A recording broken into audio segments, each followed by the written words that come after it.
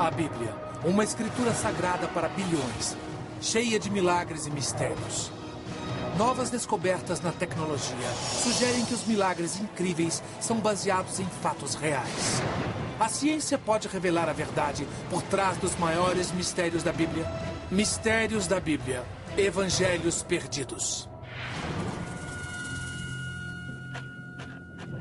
Inverno de 1886. Arqueólogos franceses procuram artefatos na área cristã de um cemitério no Alto Egito.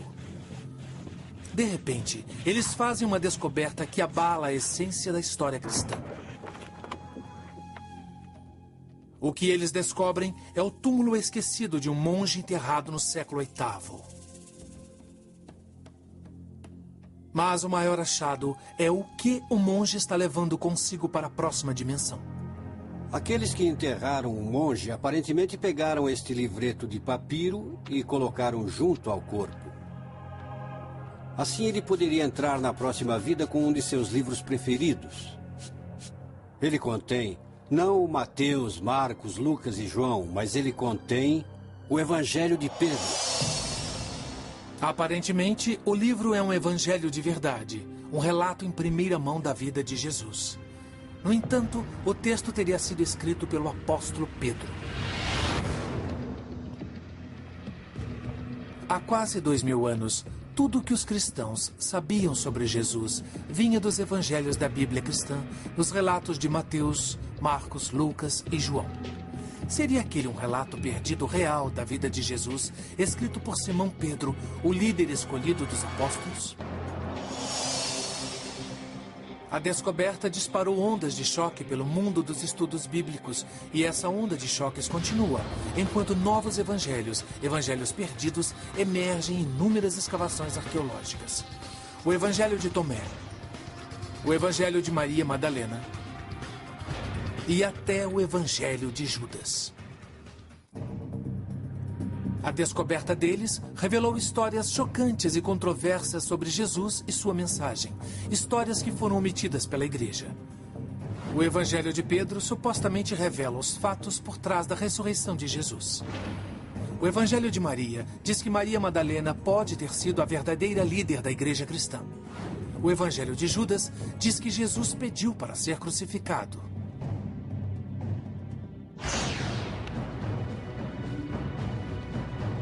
Serão eles relatos confiáveis da vida e morte de Jesus?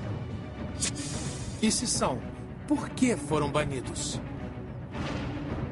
Com a aplicação de tecnologia de ponta, como microscópios eletrônicos, datação com carbono 14, paleografia e os avanços mais recentes na arqueologia, os especialistas vão examinar os evangelhos perdidos para determinar sua idade, sua fonte e se eles contêm verdades esquecidas da crença mais difundida no mundo.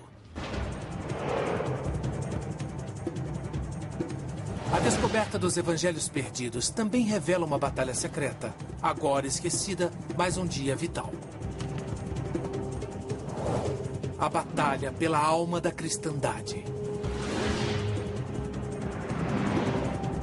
De um lado, um grupo devoto, clamando por um relacionamento direto e espiritual com Deus, com seu próprio conjunto de evangelhos. De outro lado, a crescente hierarquia do cristianismo ortodoxo, que aceita apenas 4 evangelhos. O resultado desta batalha iria determinar o futuro do cristianismo.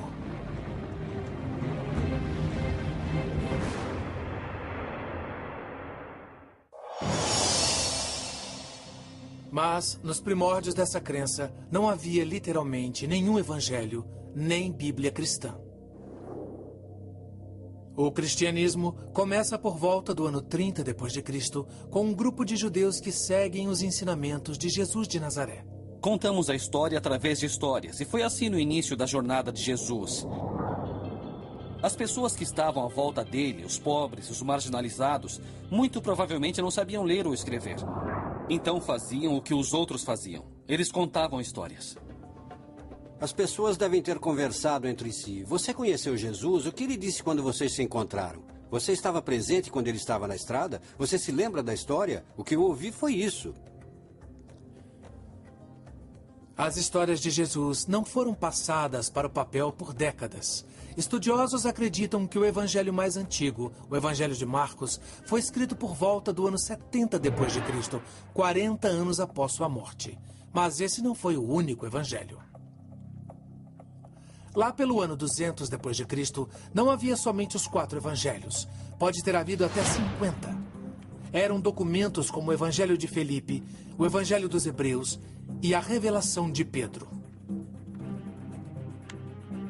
Alguns desses livros foram mencionados por escritores da antiguidade, mas até recentemente todos estavam desaparecidos. O que aconteceu com eles? E por que há somente 4 evangelhos hoje? A resposta nos leva menos à fé e mais à política. A Bíblia não caiu do céu. A versão final da Bíblia foi feita por pensadores cristãos que representavam um ponto de vista específico. O surpreendente é que a Bíblia cristã, como a conhecemos, não surgiu de fato até 300 anos depois da morte de Jesus. E o homem que determinou o conteúdo da Bíblia cristã tinha interesses poderosos, que tinham pouco a ver com religião.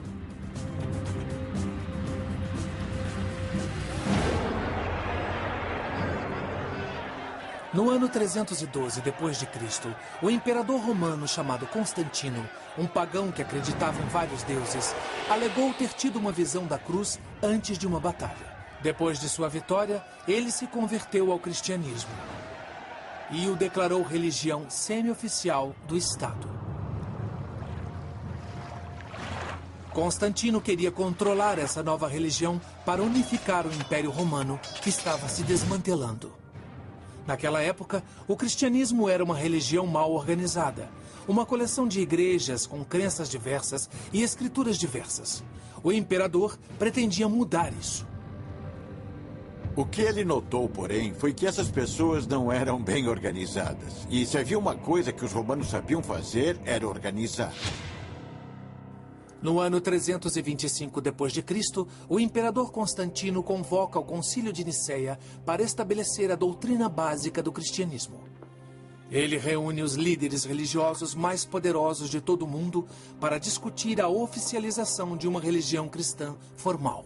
Uma das coisas interessantes é que se torna claro que ele está primeiramente interessado na unidade. Ele quer que a religião cristã forneça a base ideológica para o império. O objetivo do Concílio de Constantino era unificar a fé religiosa e politicamente. Depois de semanas de debate, os vários bispos e padres concordaram com um conjunto de princípios que unificaria todo o cristianismo e colocaram a religião sob o controle firme do imperador. E então ele usou sua autoridade para dizer: muito bem, pessoal, é isso aí. As coisas mudaram drasticamente com Constantino. Temos uma redefinição total de como Deus deve ser entendido. Deus agora é o protetor do Estado que procura usar a religião para seus próprios interesses de unificação, porque não se pode ter discordância e governar um Estado. Constantino também unificou os evangelhos cristãos e limitou os evangelhos que considerou apropriados para a religião do Estado.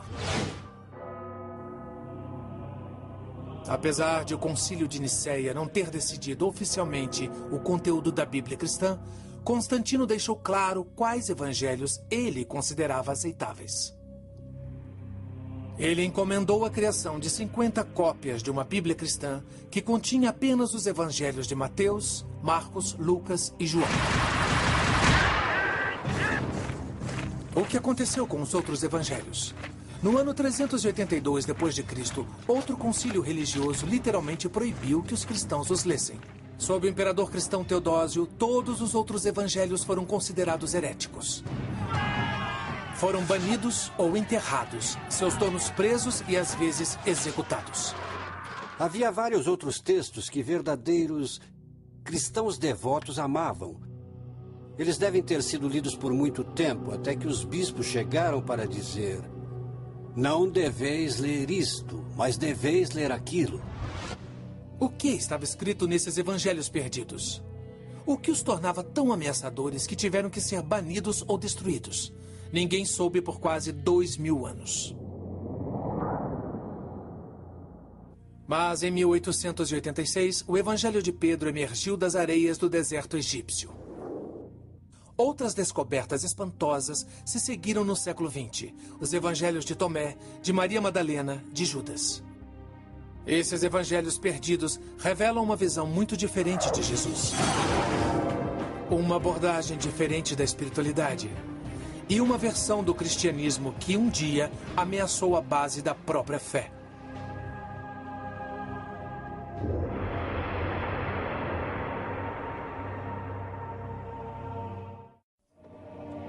Durante quase 2000 anos, os cristãos acreditaram que existiam apenas 4 evangelhos que contavam a história de Jesus de Nazaré.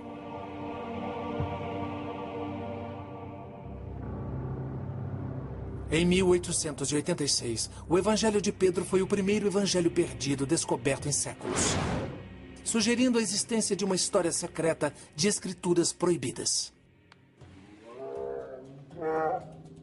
Em 1945, uma descoberta assombrosa revelou uma vasta coleção de evangelhos perdidos e mudou para sempre a história do cristianismo.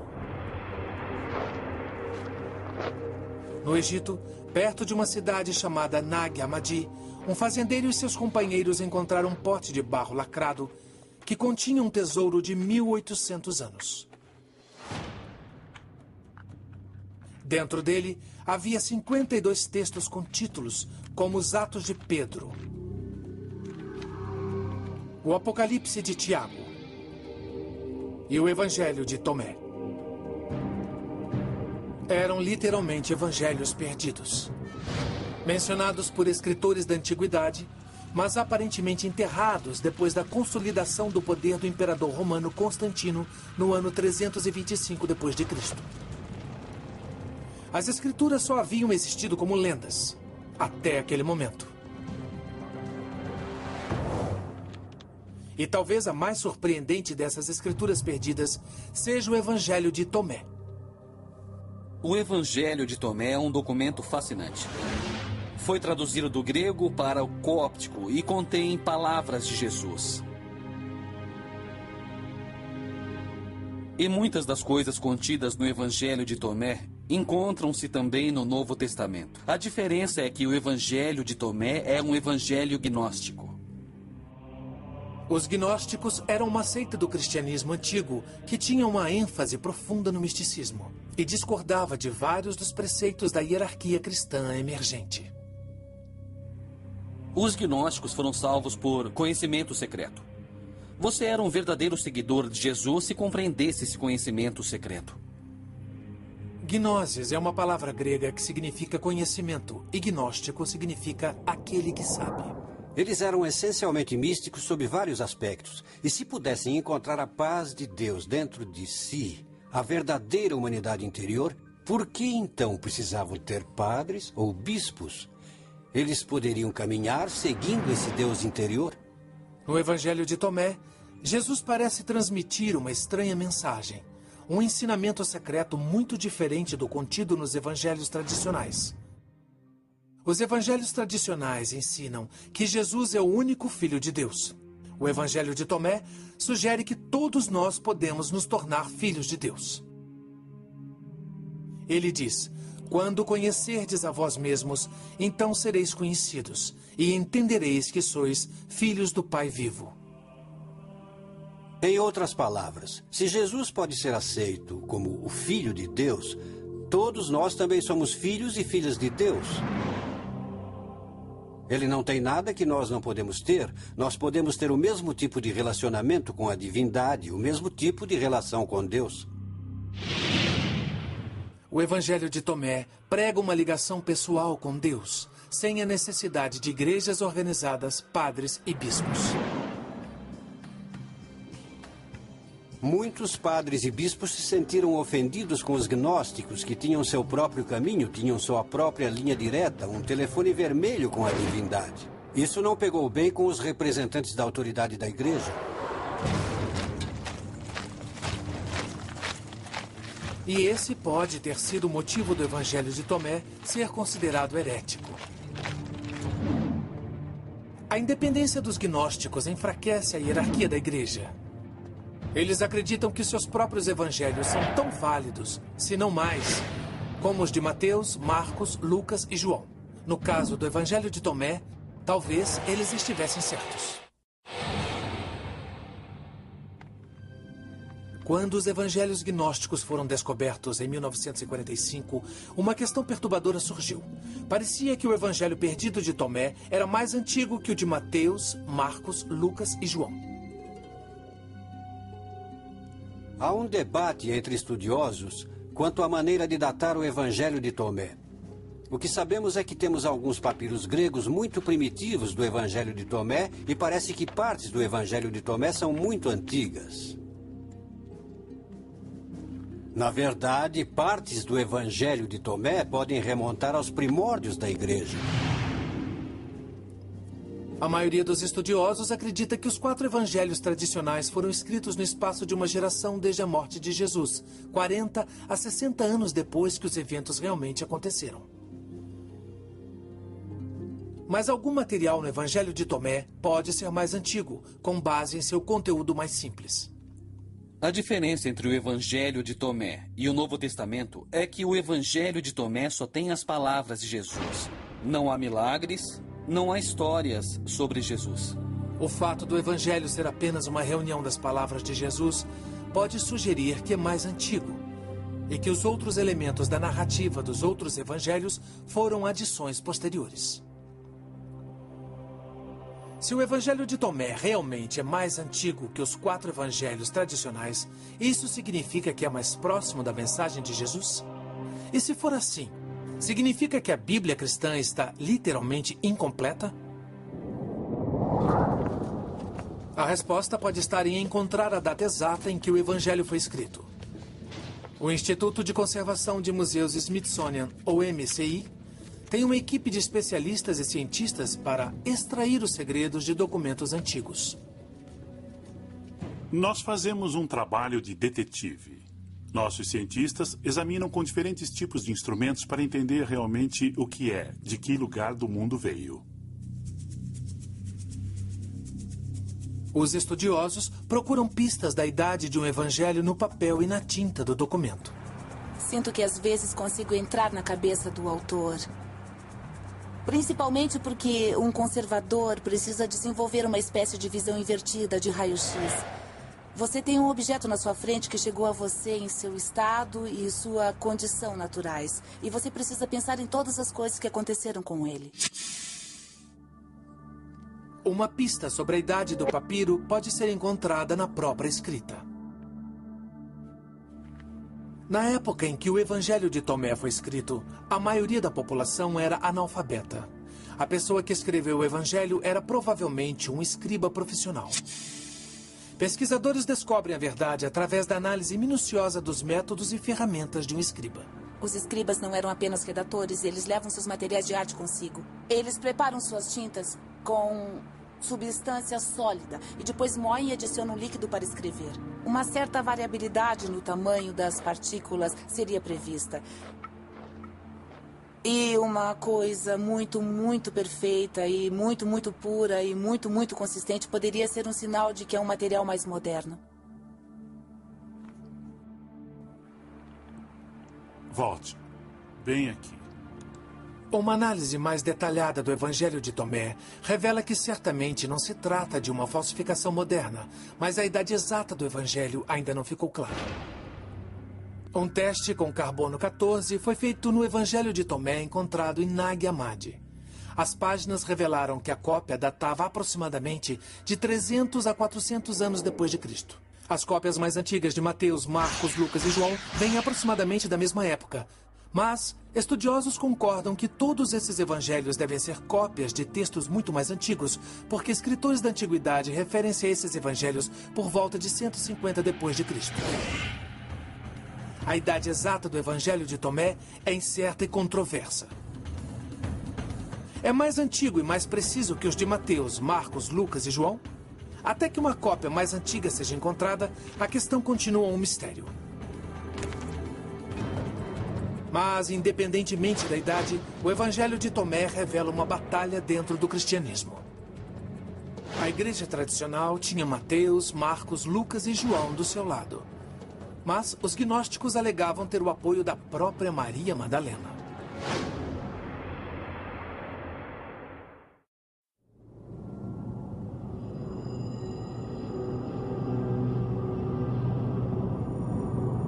Durante séculos, os cristãos acreditaram haver apenas 4 evangelhos que revelavam a vida e a mensagem de Jesus de Nazaré.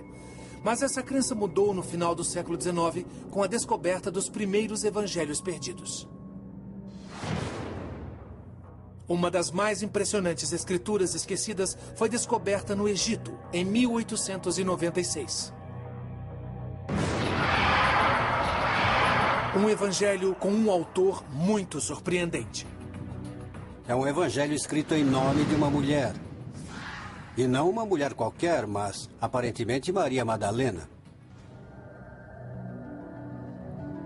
E não a Maria Madalena que tem um papel na igreja, que é a prostituta arrependida e assim vai. Esta é a Maria Madalena, que é uma discípula amada. Ela é parte do círculo íntimo. Poucos fragmentos sobrevivem, mas eles põem o verdadeiro significado de Maria em perspectiva. Se o Evangelho de Maria é autêntico, significa que as mulheres um dia foram líderes poderosas na igreja cristã. Significa que Maria Madalena não era uma prostituta recuperada, mas a líder dos apóstolos. E numa religião dominada por homens durante séculos, significa que o evangelho mais importante foi escrito em nome de uma mulher. O Evangelho de Maria detalha as instruções secretas que Jesus conta apenas a ela. Segredos sobre a vida, a morte e o paraíso. Nesse evangelho, Jesus revela certas coisas sobre a vida após a morte para Maria em termos muito gnósticos. A vida após a morte nos 4 evangelhos tradicionais é descrita como um paraíso cheio de alegria. Mas no Evangelho de Maria, a vida após a morte envolve uma estranha jornada da alma após a morte, na qual o morto encontra seres angelicais e demoníacos, conforme a alma vai seguindo o caminho até o céu. É apenas para Maria que Jesus revela essa jornada secreta da alma.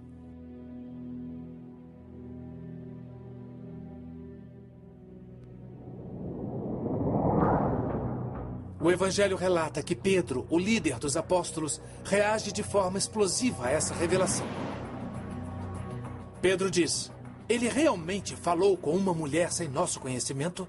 Devemos nos voltar e ouvi-la? Ele a preferiu a nós? No Evangelho, os apóstolos ignoram a condenação de Pedro e apoiam Maria dizendo: se o Salvador a fez digna, quem é você para rejeitá-la?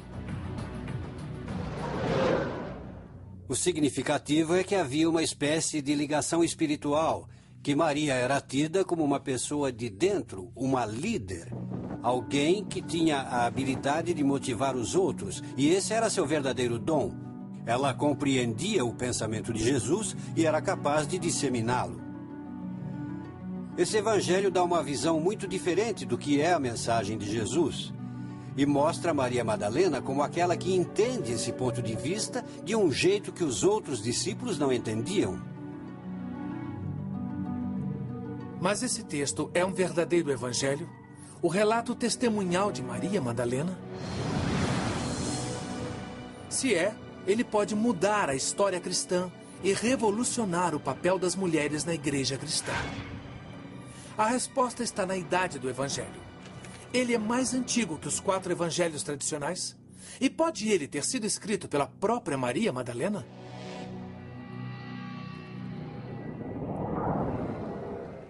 O Evangelho de Maria foi descoberto em 1896, em Armin, no Egito. A datação por carbono revela que esse texto foi copiado à mão no século V. Mas ao longo dos anos, fragmentos do Evangelho de Maria apareceram em outro lugar do Egito e são muito mais antigos. Avanços na tecnologia podem ajudar a definir a data exata, até mesmo de fragmentos minúsculos de textos antigos. O uso do microscópio 3D permite aos cientistas focalizar os detalhes que dão dicas de sua idade. A esse nível de detalhamento, uma amostra moderna de papiro não guarda nenhuma semelhança com um texto antigo. Se isso tivesse 2000 anos de idade, a superfície não seria tão brilhante, seria mais fosca, porque as fibras estariam gastas, criando uma espécie de ranhura na superfície, quase como camurça.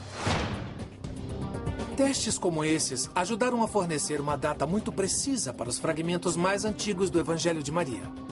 Eles foram escritos aproximadamente no ano 200 depois de Cristo. A linguagem e o vocabulário também sugerem que o Evangelho de Maria foi escrito durante o século II e não na época de Jesus. Assim, é altamente improvável que Maria Madalena tenha escrito o Evangelho que leva seu nome. A maioria dos estudiosos acredita que ele foi criado por um cristão gnóstico durante o século II que queria invocar a autoridade da apóstola. Não sabemos quem foi o autor, mas muitos imaginariam que realmente há uma voz feminina e uma perspectiva feminina a ser vista aqui. E talvez seja o caso de admitir que há uma voz a ser ouvida que foi reprimida nos outros evangelhos. Talvez, e mais importante, o Evangelho de Maria revele um grande conflito no início da igreja sobre o papel das mulheres. A ideia da liderança feminina é um dado muito interessante a se analisar nos primórdios da história cristã. E o Evangelho de Maria é uma espécie de testemunho disso. O fato de Maria ser líder e mulher é um conceito revolucionário na igreja antiga. A possibilidade de existir um Evangelho de Maria é uma indicação de que realmente existiram pessoas como os gnósticos que eram muito mais abertos à inclusão das mulheres como membros ativos da comunidade. Na verdade, algumas pessoas da igreja ortodoxa que surgia reclamavam disso. Quer dizer que há mulheres ministrando os sacramentos? Existem mulheres que são ordenadas entre os gnósticos? Que vergonha! Os gnósticos não viam nenhuma vergonha nisso. Assim, a existência de um texto como o Evangelho de Maria está perfeitamente de acordo com o ponto de vista deles. Em 1886, arqueólogos franceses que trabalhavam no Egito descobriram um antigo túmulo cristão com um tesouro extraordinário. Entre as mãos de um monge do século VIII estava um livro chamado Evangelho de Pedro. Foi um dos primeiros evangelhos perdidos descobertos. Poderia ele ser o verdadeiro relato perdido da vida de Jesus, escrito por Simão Pedro, o líder dos apóstolos escolhido por ele? Se fosse, mudaria a história do cristianismo, já que o Evangelho de Pedro conta uma versão muito diferente da vida de Jesus. O que nós temos é muito precioso e muito empolgante. É uma história antiga, mas uma história alternativa. No Evangelho de Pedro, os romanos são surpreendentemente solidários. Ele diz que Jesus não sentiu dor na cruz. Mas a diferença mais chocante é que o Evangelho de Pedro supostamente traz um testemunho real da própria ressurreição. É o único evangelho que temos que tenta contar a história do que aconteceu durante a ressurreição. Todos os evangelhos bíblicos falam dos resultados da ressurreição, que o túmulo estava vazio, mas eles não falam do momento da ressurreição propriamente dito. A descrição começa na terceira manhã, após a morte de Jesus, enquanto os soldados romanos vigiam o túmulo do Messias. O Evangelho de Pedro diz: o túmulo foi aberto e aqueles soldados viram, pois estavam montando guarda. E segundo explicaram do que haviam visto, eles viram 3 homens saírem do túmulo. Quando eles saem, estão amparando um terceiro, supostamente Jesus. E então uma voz profunda aparece e diz: Então vocês rezaram por aqueles que morreram? A ressurreição termina com Jesus e os outros 2 seres elevando-se ao céu, deixando as testemunhas oculares assustadas e maravilhadas. O Evangelho termina com a alegação de que se trata do testemunho do próprio apóstolo Pedro.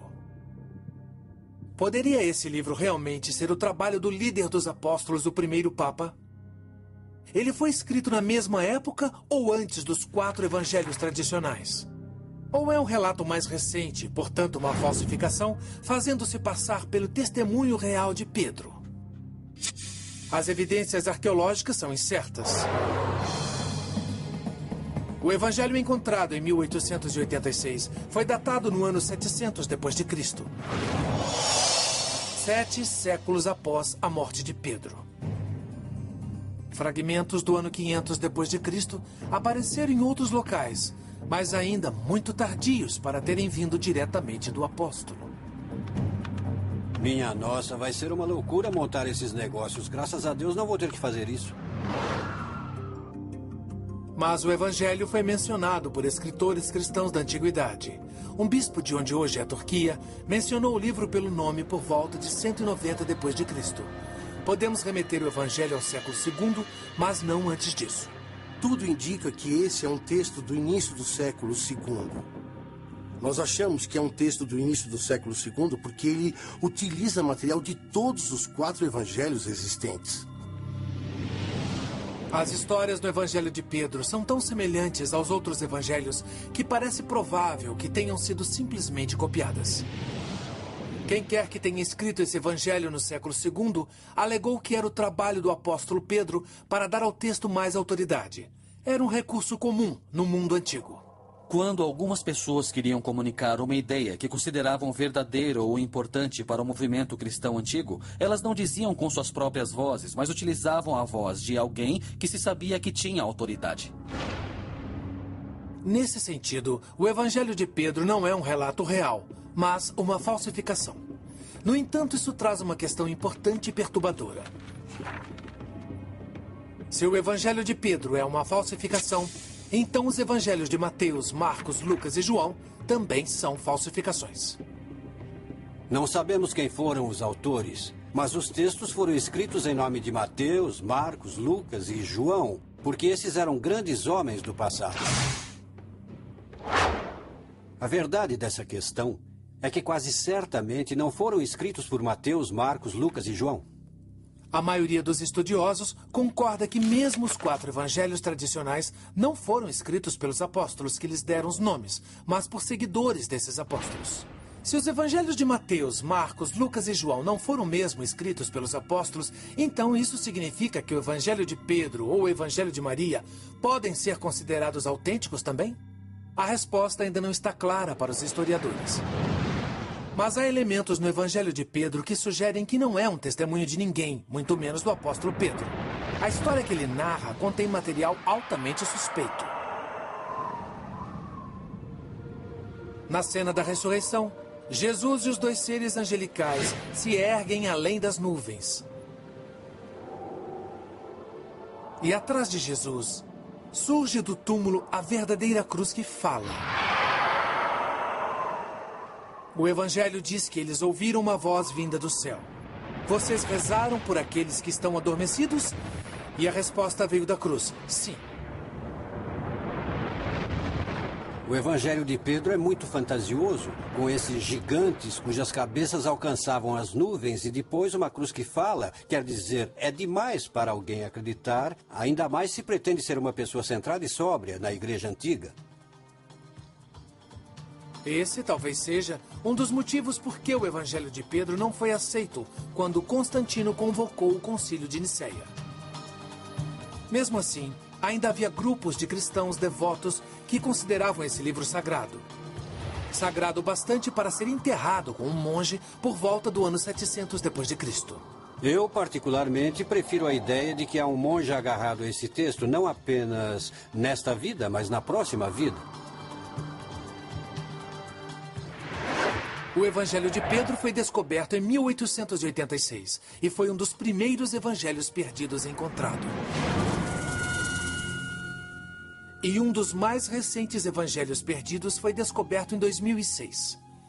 Uma escritura que causou polêmica imediata, porque supostamente havia sido escrita pelo traidor de Jesus, o Evangelho perdido de Judas.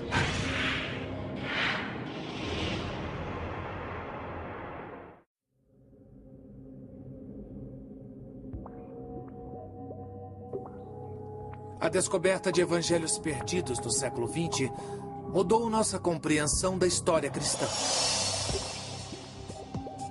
Mas um evangelho perdido descoberto recentemente questiona os fundamentos da fé cristã. Em 2000, um documento em papiro foi recuperado de um antiquário do Egito. Acredita-se que tenha sido encontrado originalmente próximo a Nag Hammadi, onde os primeiros evangelhos gnósticos foram descobertos. E ele é identificado como o Evangelho de Judas. De Judas Iscariotes.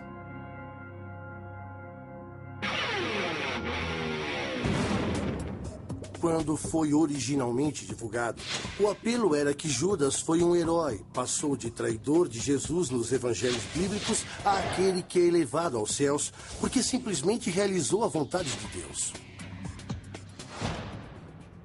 Na versão cristã tradicional da história da crucificação, Judas entrega Jesus aos romanos e é taxado de vilão. Mas neste evangelho, a história da traição é transformada numa história de sacrifício pessoal. No evangelho, Jesus reconhece Judas como o mais sábio dos apóstolos. Ele é tudo sobre Jesus e Judas. Judas é considerado um discípulo muito especial.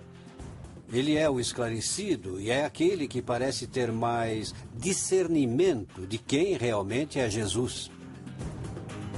Jesus diz que Judas vai entregar apenas seu corpo físico aos romanos. Ele próprio vai escapar da crucificação e retornar ao plano espiritual. Isso é um sinal claro de que o evangelho tem raízes gnósticas. Esses caras não acreditavam que Jesus fosse realmente humano. Ele só aparentava ser humano, ele era um espírito, por assim dizer. E a ideia do gnosticismo era se livrar desse disfarce, dessa roupagem, desse elemento humano para poder retornar à pura forma de um ser espiritual. É uma inversão notável dos evangelhos cristãos tradicionais. E foi polêmico desde o momento de sua publicação em 2006. Se fosse um evangelho autêntico, escrito por Judas, iria reescrever a história cristã e a teologia. Mas muitos estudiosos acreditam que o evangelho de Judas só poderia ser uma fraude. A ideia de um evangelho de Judas Iscariotes é tão provocadora que muitas pessoas a consideraram. Seria possível que fosse uma fraude? Teoricamente, uma pessoa com um senso de humor perverso ou um desejo de enganar o mundo poderia pegar um papiro antigo, criar um texto e se divertir à beça com o mundo. O Evangelho de Judas foi submetido a semanas de investigação. Apesar de sua fonte inesperada, os especialistas estabeleceram que não era uma falsificação, mas provavelmente não era tão antigo quanto os evangelhos tradicionais. Os estudiosos acreditam que o Evangelho de Judas remonta a uma data entre 280 e 330 d.C., quase 300 anos depois da morte de Judas. Obviamente não é um testemunho e foi escrito depois dos 4 evangelhos tradicionais datados do século II. Mas a própria criação do Evangelho de Judas destaca o crescente conflito entre cristãos gnósticos e a igreja tradicional por volta do ano 300 d.C. Você escreve esse evangelho e o atribui a Judas porque é uma maneira de fazer as pessoas pensarem de um jeito diferente sobre todos os personagens e de mudar as regras do jogo, de inverter as coisas. Assim, se você diminuir a importância dos apóstolos e aumentar a de Judas, você terá reconfigurado a maneira como o mundo é visto. Porque o evangelho de Judas critica fortemente a igreja que surge das regras apostólicas. Eles realmente acreditavam que tinham alguma coisa por dentro que dava a eles uma espécie de acesso direto ao divino.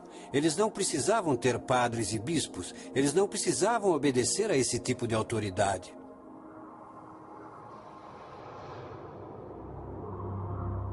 Mas a ênfase no misticismo e na revelação pessoal dos gnósticos talvez os tenha levado à ruína.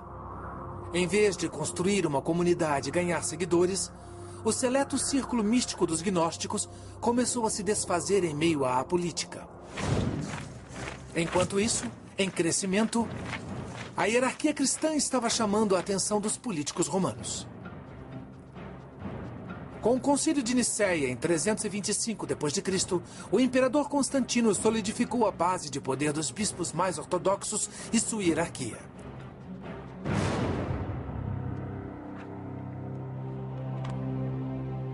Os 4 evangelhos de Mateus, Marcos, Lucas e João estavam dentro.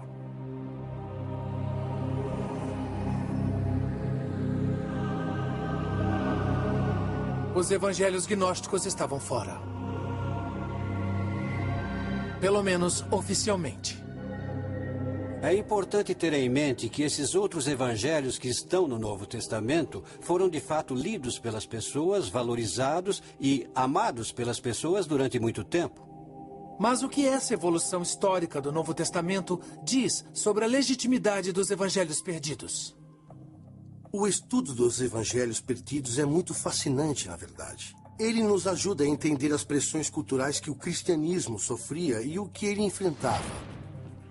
É bem fascinante imaginar o que teria acontecido em Nicéia e depois disso se uma perspectiva gnóstica tivesse levado a melhor. Eu imagino que haveria uma percepção mais mística, uma noção mais introspectiva do que significa ser motivado como um seguidor de Jesus. Teria sido uma igreja bem diferente, com características diferentes e um significado diferente, um significado mais místico. Mas os gnósticos não levaram a melhor em Nicéia. E em algum lugar, num monastério no deserto egípcio, um grupo de monges gnósticos deve ter se preocupado com o destino de seus amados evangelhos. Eles deviam adorar esse tipo de literatura até aquele dia fatídico em que o arcebispo Atanásio de Alexandria anunciou a todos os monges: está na hora de jogar fora os livros heréticos e ler os livros bíblicos. Talvez os monges tenham retirado com pesar esses livros preciosos da biblioteca de Nag Hammadi e não tenham conseguido destruí-los. Então eles os esconderam em um pote. Assim durariam para sempre, ou quase para sempre. Pelo menos até que pudéssemos encontrá-los na nossa época e lê-los outra vez. Por um milênio, a Bíblia Sagrada com os 4 evangelhos do Novo Testamento foi tida como a verdadeira história de Jesus. Alguns acreditam que os evangelhos perdidos revelam o caminho não percorrido pelo cristianismo. Outros acreditam que o caminho não foi percorrido por algum motivo.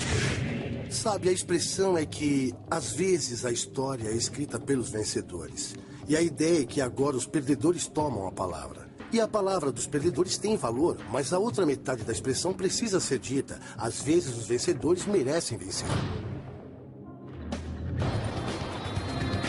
Séculos depois de terem sido entregues às areias do deserto, os evangelhos perdidos continuam polêmicos. E talvez esse próprio fato seja um testemunho do poder da palavra escrita de transmitir fé, esperança e mistério no decorrer dos séculos e por todo o mundo.